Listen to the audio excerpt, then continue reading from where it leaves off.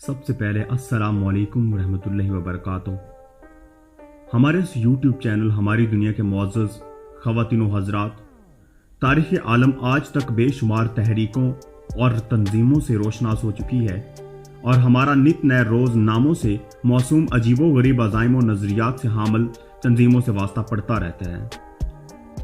ان میں ایسی بعض تحریکیں مثبت اور اصلاحی کاموں کا پرچار کرتی ہیں، جبکہ بعض تنظیمیں مذہب کا لبادہ اوڑھ کر اپنے ساتھ ملاتی ہیں اور پس پردہ اپنے مذموم مقاصد کی تکمیل کے لیے سادہ لوگوں کو استعمال کرتی ہیں۔ اسی طرح کچھ تنظیمیں علم اور روشنی کا علم لے کر لوگوں کو اکٹھا کرتی ہیں اور دنیا پر حکمرانی کا خواب دکھانا شروع کر دیتی ہیں۔ ایسی تحریکوں میں ایلومیناتی نامی تنظیم ایک ایسی تنظیم ہے جس کا نام ہر صاحب عقل و دانشور کے ذہن میں گردش کرتا ہے۔ شیطانی علوم، عجیب و غریب رسم و رواج اور اخلاق باختہ تعلیمات کے حامل اس تنظیم کا آغاز کب اور کہاں ہوا، دنیا میں اس فتنہ گر تنظیم کے مقاصد کیا ہیں، اور یہ تنظیم کس طرح دنیا پر نادیدہ قوت کے طور پر اپنا تسلط صدیوں سے قائم رکھے ہوئے ہے۔ دنیا کے بڑے بڑے ممالک اس کے ہاتھوں کٹ پتلی بنے ہوئے ہیں۔ آج کی اس ویڈیو میں ہم ایلومیناتی کے اسٹار پر بحث کریں گے اور اس کے تمام ممکنہ پہلوؤں کے سربستہ رازوں سے پردہ اٹھانے کی کوشش کریں گے۔ لیکن آگے بڑھنے سے پہلے نئے آنے والے معزز ناظرین سے گزارش ہے کہ اس چینل کو سبسکرائب کر دیں اور بیل آئیکن بھی پریس کر دیں تاکہ مستقبل میں ہر نئی آنے والے ویڈیو آپ تک بر وقت پہنچ سکے۔ لفظ ایلومیناتی کا مطلب علم کی روشنی کا علم بردار ہے، اور اس کا دوسرا مطلب شیطان کا پجاری بھی بنتا ہے۔ یہ تنظیم تو ویسے تبھی وجود میں آ چکی تھی جب شیطان ابلیس کو اللہ نے آسمانوں سے نکال دیا، اور بعد جس کے اس کا ٹھکانہ فقط زمین تھا۔ لیکن اس کی باقاعدہ بنیاد البرٹ پائک کو بتایا جاتا ہے۔ یہ وہ انسان تھا جو شیطان کا بہت بڑا پجاری تھا، اور 1717 میں فری میسن نامی تنظیم کو چھوڑ کر اس نے ایلومیناتی تنظیم کی بنیاد رکھ دی، اور فری میسن ری ممبرز نے 4 جماعتوں کو اس ایک جماعت ایلومیناتی میں ضم کر دیا۔ اور البرٹ پائک ہی وہ انسان تھا جس نے یہ دعویٰ کیا تھا کہ تیسری جنگ عظیم کی وجہ اسلام بنے گا، یا آپ جسے یوں بھی کہہ سکتے ہیں بقول اس کے کہ ہماری تیسری بڑی جنگ اسلام کے ساتھ ہوگی۔ یہ باتیں تو تیسری بڑی عالمی جنگ کی کرتے تھے، لیکن اس کے برعکس در حقیقت تو یہ تھی کہ ابھی تک پہلی 2 بڑی عظیم جنگیں بھی ابھی تک نہیں ہوئی تھیں۔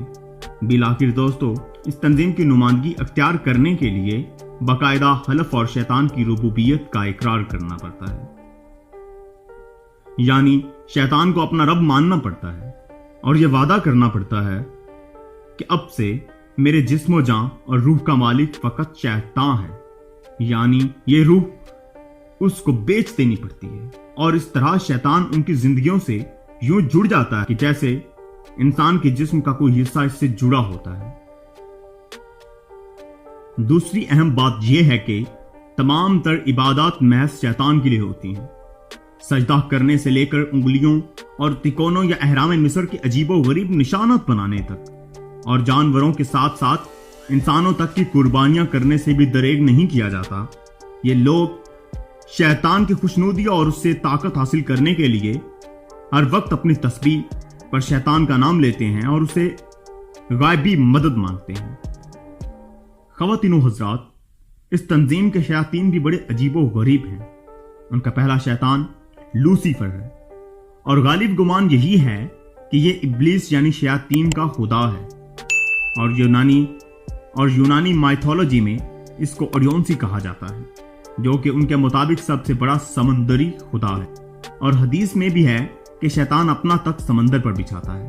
اس کے علاوہ ان کے ہاں ان کا دوسرا شیطان بیفومیٹ ہے۔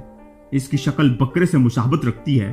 ان کی باقاعدہ سینگ اور بہت ہی ڈراؤنی شکلیں ہوتی ہیں۔ ان کے نہ صرف مجسمے بنائے جاتے ہیں بلکہ خفیہ طور پر ان کی عبادت گاہیں بھی قائم کی جاتی ہیں، جنہیں شیطانی چرچ کہا جاتا ہے، جہاں پر اس تنظیم کے سب ممبرز اکٹھے ہو کر شیطان کی عبادت کرتے ہیں۔ ان کا سب سے بڑا علامتی یا جماعتی نشان ایک آنکھ ہے، جو کہ جسے دجال کی ایک آنکھ سے منسوب کیا جاتا ہے، اور ان کا مسیحا ہے اور اپنی ایک آنکھ کو بند کر کے اور دوسری آنکھ کو کھول کر یہ لوگ دجال کی کانی آنکھ کو شبیہ بنا کر اپنے پورے علومناتی ہونے پر سچ کی مہر لگا دیتے ہیں۔ ناظرین گرامی، اس کے علاوہ ان کے باقاعدہ درجے ہوتے ہیں۔ 1 سے لے کر 37ویں درجے تک کی علومناتی شیطانی طاقتوں کے حساب سے بہت طاقتور ہوتے ہیں۔ خیر، یہ لوگ پوری دنیا میں پھیلے ہوئے ہیں۔ ان کا مرکز ویسے تو امریکہ اور اسرائیل میں ہے، لیکن ان کا مقصد پوری دنیا میں سے تمام مذاہب کا خاتمہ کر کے اپنے اس گھٹیا مذہب علومناتی کی ترویج اور ان کا نفاذ ہے، اور اس مذہب اور شیطان کی ربوبیت یا خدائی کا بول بالا کرنے کے لیے یہ لوگ ہر ہتھ کنڈے آزماتے ہیں اور لوگوں کو گمراہی کی طرف راغب کرنے کے لیے طرح طرح کے جال بچھائے جاتے ہیں کہ جن میں دنیا کی تمام تر آسائشیں اور دولت کے انبار شامل ہیں، اور اپنے لیے خطرہ بننے والے کو راستے سے ہٹانے سے بھی دریغ نہیں کیا جاتا۔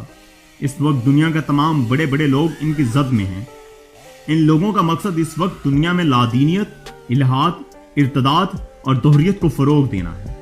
یہ لوگ بہت ہی رازداری سے کام کرتے ہیں، جیسا کہ پہلے بھی کہا گیا ہے کہ ان میں مختلف لوگوں کے درجات ہوتے ہیں، لیکن اصل میں لوگوں کو اپنے درجات سے آگاہی نہیں ہوتی۔